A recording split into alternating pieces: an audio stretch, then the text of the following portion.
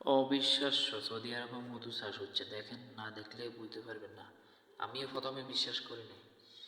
এখানে 1000 বক্স আছে, একটা বক্সের ভিতরে যদি 5 কেজি করে হয়, তাহলে আপনার ওই 1000 বক্স তাহলে কত হতে পারে? 5000 প্রতি মাসে একবার নামায়।